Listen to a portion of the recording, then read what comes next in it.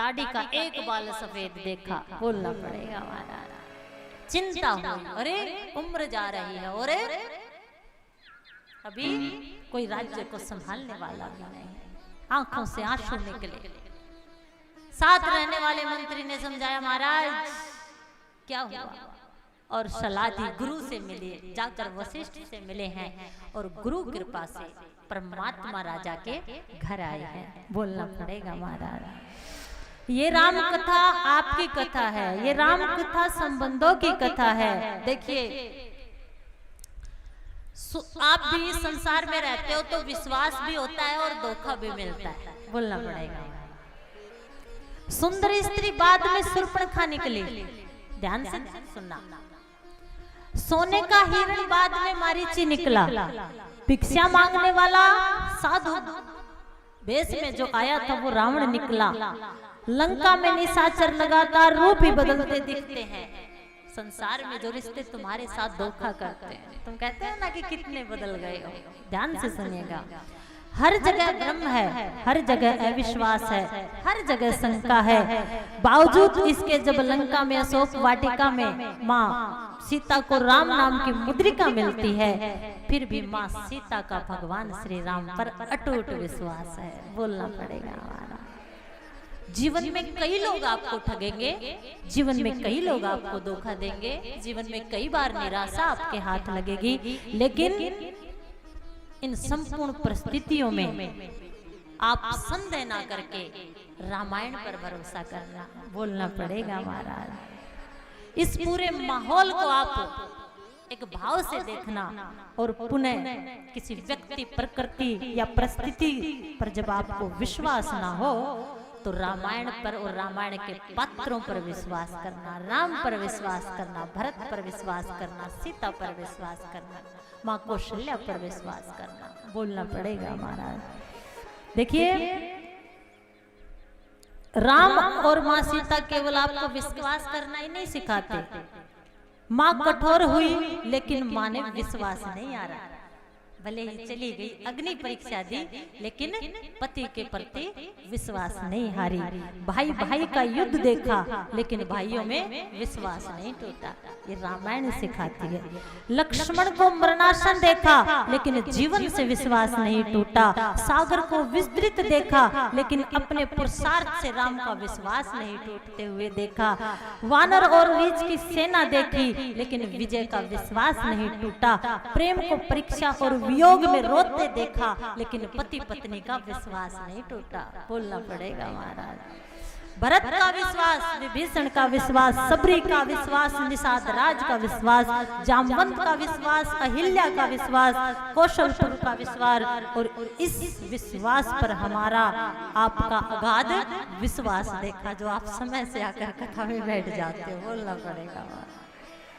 सच बात यही है कि जिस दिन आपसे ये विश्वास खत्म हो जाएगा उस दिन आपका जीवन खत्म हो जाएगा। इसलिए, और जिस दिन ये विश्वास आप पर हो गया उस दिन आप राम बन जाओगे, उस दिन आप सीता बन जाओगी। और आज की कथा सुनाकर मैं यही चाहती हूँ कि तुम राम और सीता बन जाओ, बोलना पड़ेगा हमारा। देखिए, विश्वास, इंसान मरा करते हैं, विश्वास नहीं मरता। अगर मैं राम की बात करूं, राम जिसके जीवन में इच्छाएं समाप्त हो चुकी हैं, राजा राम भी है और राजा रावण भी है। रामायण की कथा आपने इतनी सुनी होगी, राम पैदा हुए, विश्वामित्र जी आए, ले गए, सीता के साथ विवाह हुआ, राज सिंहासन होना था, कैकेयी ने तो वचन मांगे, राम को वनवास मिला, रावण माँ सीता को उठा कर ले गया। वानरों की सहायता से भगवान राम ने लंका पर विजय पाई, सागर पर पुल बनाया, रावण को मारा और आकर अयोध्या में राजा बन गए। आप तो इतनी ही रामायण जानते हो, बोलना पड़ेगा। लेकिन रामायण में विश्वास है, और विश्वास जब तक तुम नहीं हारते हो तब तुम राम हो, बोलना पड़ेगा महाराज। राम की इच्छाएं समाप्त हो चुकी हैं लेकिन रावण की इच्छाएं समाप्त नहीं हुई है। रावण के आगे भी रा लगता हो, राम के आगे भी रा लगता है, बोलना पड़ेगा भाई। तुम विश्वास करते हो ना, कुंडली दिखाते हो, बोलना पड़ेगा भाई। मेरी राशि देख दो, कर्म करो। राम जी को जब लेने के लिए विश्वामित्र आए, दशरथ के अंदर मोह है, राम के अंदर नहीं, बोलना पड़ेगा महाराज। जिस पिता ने बेटे को पैदा किया उस बाप में तो मोह है, लेकिन राम में नहीं। एक क्षण के लिए भी दशरथ राम को आंखों से दूर नहीं करते।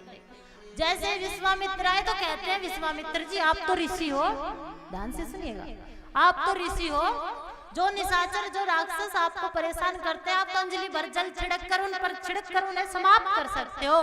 तो विश्वामित्र कहता मैं ऋषि हूँ, बोलना पड़ेगा, मैं ऋषि हूँ। ऋषि चाहकर भी किसी का बुरा नहीं कर सकता, लेकिन तेरा पुत्र मर्यादा पुरुषोत्तम राम है, और पुरुषोत्तम का मतलब पुरुषों में उत्तम है, बोलना पड़ेगा महाराज। कोई भी पुरुष उन राक्षसों का वध नहीं कर सकता, लेकिन तेरा पुत्र मर्यादा पुरुषोत्तम, पुरुषों में उत्तम है, इसलिए मैं लेने आया हूँ, बोलना पड़ेगा। राम चल दिए, राम चल दिए, क्यों? राम समझ चुके थे। जिस दिन तुम समझ जाओगे किस पर विश्वास करना है, किस पर विश्वास नहीं करना, उस दिन तुम भी राम बन जाओगे।